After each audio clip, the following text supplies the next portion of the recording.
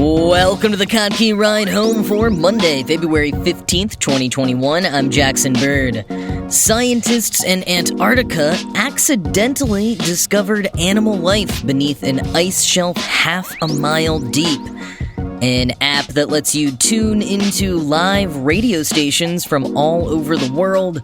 A new study that challenges the long-held theory about the asteroid that killed the dinosaurs. And a snarky Valentine's tradition at the El Paso Zoo. Here are some of the cool things from the news today. In 2016, a team of scientists in Antarctica set out to study the history of the Filchner-Ronne ice shelf by extracting seafloor sediment from the floating shelf, sediment that was located beneath ice half a mile thick. When they piped through the ice using 20,000 liters of hot water to do so, the instrument they sent down to collect the sediment came back empty. They tried it twice more and still nothing. Fortunately, they also attached a GoPro camera, and when they reviewed the footage, they found something surprising. Or really two surprising things. The first was that in the middle of this vast seafloor that held the sediment they were after was a boulder.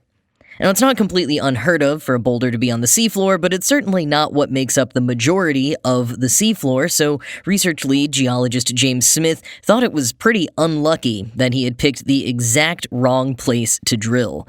The instrument wasn't picking up sediment samples because each time they dropped it down, it just thunked onto the boulder instead of the sediment-rich seafloor. But the bigger surprise came when they studied the GoPro footage of the boulder. Covering it were various types of sea creatures, including, quoting Wired, likely a layer of bacteria known as a microbial mat, an alien-like sponge and other stalked animals dangled from the rock, while stouter, cylindrical sponges hugged the surface. The rock was also lined with wispy filaments, perhaps a component of the bacterial mats, or perhaps a peculiar animal known as a hydroid. End quote. Hugh Griffiths, a biologist at the British Antarctic Survey who was brought in once the creatures were discovered, described it as, quote, like finding a bit of the rainforest in the middle of the Sahara, end quote. Now, apart from this not being what the scientists were looking for, finding life on this boulder was completely unexpected for a host of reasons. Quoting again, the rock Smith had accidentally discovered is 160 miles from daylight. That is, the nearest edge of the shelf where ice ends and the open ocean begins. It's hundreds of miles from the nearest location that might be a source of food, a spot that would have enough sunlight to fuel an ecosystem and be in the right position relative to the rock for known currents to supply these creatures with sustenance. We can say for certain that these animals are living in total darkness. Which is fine, plenty of deep-sea critters do the same, but for animals that live sessile, read stuck in place, existences on the deep seafloor must rely on a fairly steady supply of food in the form of marine snow. End quote. Wired goes on to explain that this marine snow is basically when a sea creature dies, they decompose and other creatures feed off the particles. This works really well in productive waters with lots of different animals at various levels of the food chain, but the creatures on that boulder don't live in productive waters like that. Their home is half a mile beneath solid ice.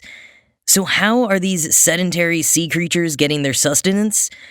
Quoting again, the researchers think it's likely that the drift of this marine snow has been flipped on its side, so that the food source is moving horizontally instead of vertically. Looking at charts of currents near the drill site, the researchers determined that there are productive regions between 390 and 930 miles away. It may not be much, but it's possible that enough organic material is riding these currents hundreds of miles to feed these creatures. That's an extraordinary distance, given that in the deepest part of the ocean, the Challenger Deep near Guam, marine snow produced at the surface has to fall 7 miles down to reach the seafloor. To reach the animals on this Antarctic rock, food would have to travel as much as 133 times that distance, and it would have to do so by floating sideways. End quote. Still, stranger things have happened under the sea. General studies on the currents in Antarctica back up this theory, but diets of these particular creatures on the boulder have yet to be studied. Not much at all about the creatures has been studied yet because the team hasn't collected specimens, so there are a ton of questions, like if there are more creatures nearby and how these ones got to this boulder.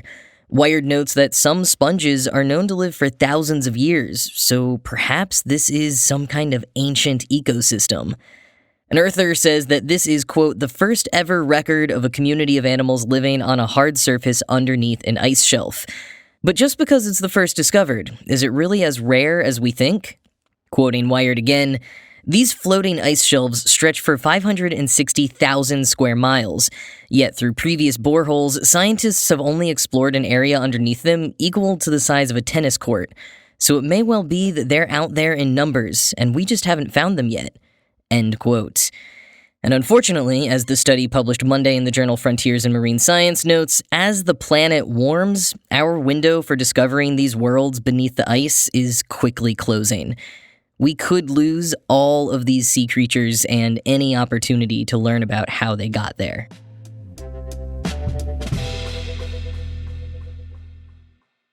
So here's a cool site that's making the rounds again today. It's called Radio Garden.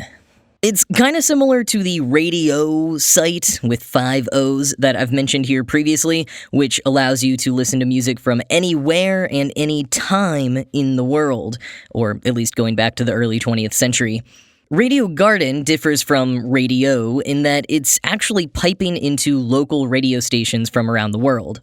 Each town you click on, you're given an automatic station, but you can also click to explore other stations in the area. Radio, however, is a fully curated experience that technically uses playlists put together by audiophiles to create a radio-like experience from any era or nation that you want, but it's not real radio. Radio Garden is the real radio live now. You're greeted by a globe of the world speckled with green dots, each one representing a local radio station.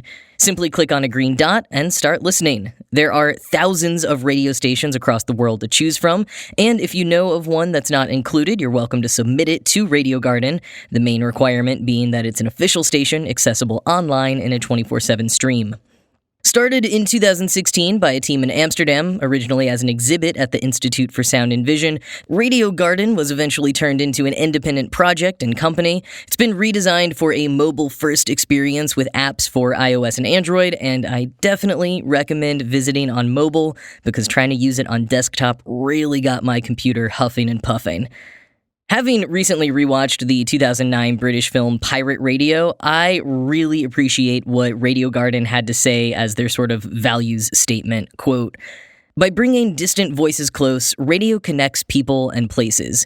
From its very beginning, radio signals have crossed borders. Radio makers and listeners have imagined both connecting with distant cultures as well as reconnecting with people from home, from thousands of miles away." End quote. Which is a great point. This is a very cool way to listen to music from your hometown or home nation if you're not currently living there. And it's just fun to explore with. People on Twitter have been making some cool discoveries, like a preponderance of American country music in Scotland, and so much 80s music in Australia that one person joked they're worried it's actually still the 1980s down there. All around, pretty fun. Link in the show notes.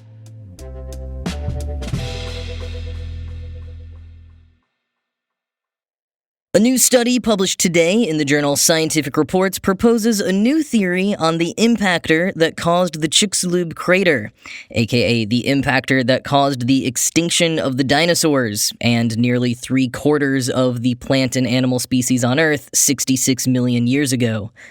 Theories have generally coalesced around the impactor being an asteroid, a rocky formation originating from the asteroid belt between Mars and Jupiter. However, this new study makes the case that the impactor was in fact a comet from the Oort cloud at the edge of the solar system. This study comes from Harvard astrophysics undergrad Amir Siraj and Harvard science professor Avi Loeb, a recent guest on a bonus episode of the Tech Meme Ride Home discussing his theory of the extraterrestrial origins of the interstellar object Oumuamua. Siraj and Loeb used statistical analysis and gravitational simulations to show that more long-period comets come from the Oort cloud than previously understood, which increases the long-period comet's chances of hitting Earth by a factor of 10. Quoting the New York Times, "When long-period comets from the outer reaches of the solar system approach the sun, they can be torn asunder by the star's immense tidal forces. The resulting shards may have been catapulted across Earth's orbit, providing a satisfactory explanation for the origin of the impactor that killed the dinosaurs. To this day, the origin of the Chicxulub impactor remains an open question," said Suraj. His model, he said, examines this special population of comets that could have produced enough shards of the right size, at the right rate, and on the right trajectories to threaten Earth in a way that's consistent with current observational constraints. End quote. And from Science Daily, quote, "Loeb and Suraj's hypothesis might also explain the makeup of many of these impactors. Our hypothesis predicts that other Chicxulub-sized craters on Earth are more likely to correspond to an impactor with a primitive, carbonaceous chondrite composition than expected from the conventional main belt asteroids," the researchers wrote in the paper. This is important because a popular theory on the origin of Chicxulub claims the impactor is a fragment of a much larger asteroid that came from the main belt, which is an asteroid population between the orbit of Jupiter and Mars.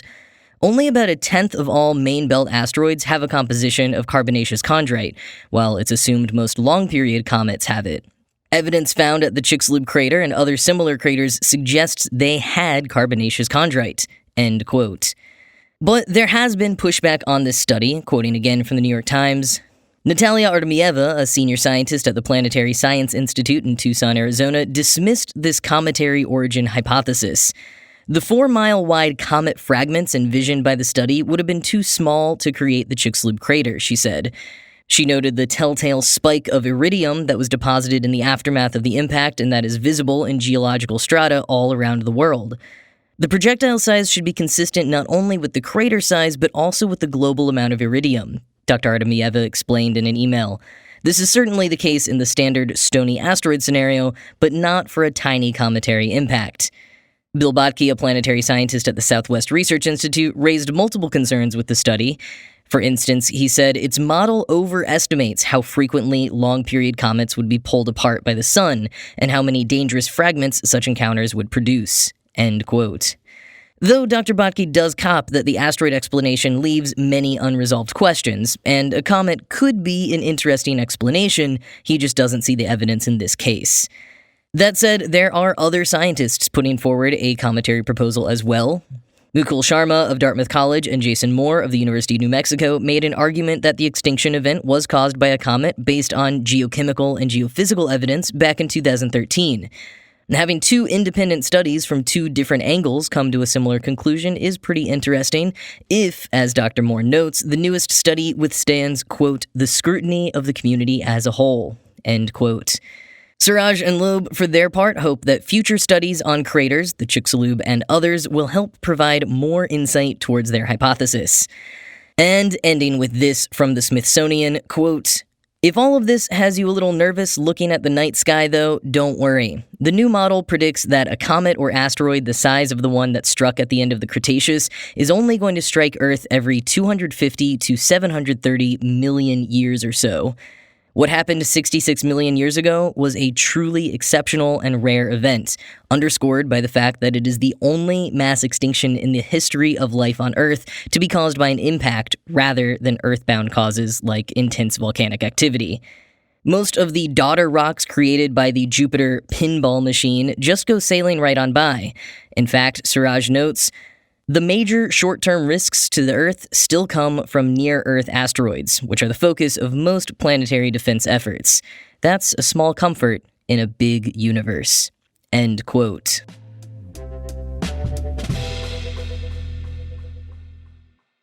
I am so bummed that I didn't hear about this before last weekend so I could share it with you to participate in, but it's still a great enough story that I'm telling you anyways.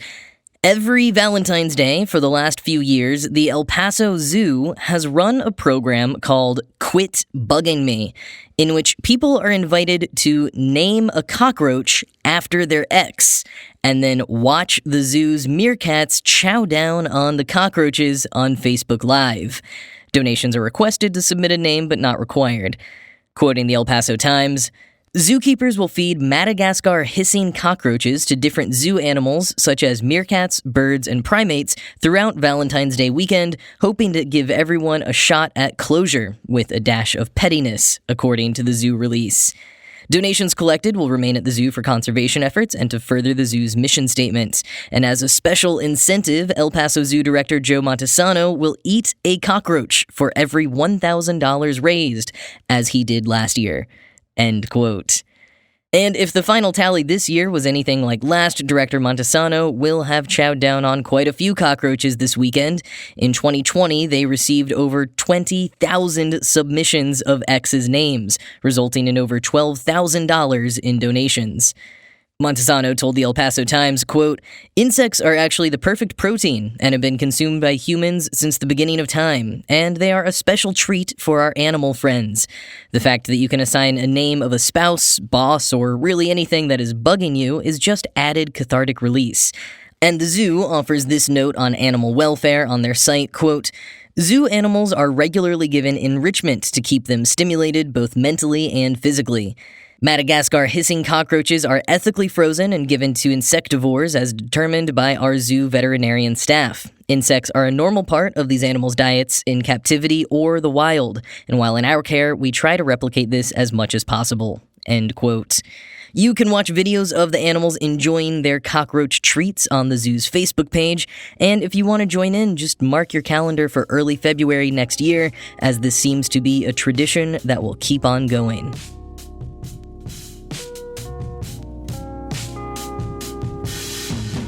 Well, that is it for today. As always, this show was produced by Ride Home Media and Kottke.org. I am Jackson Bird. I hope you all had a great weekend, and I will talk to you again tomorrow.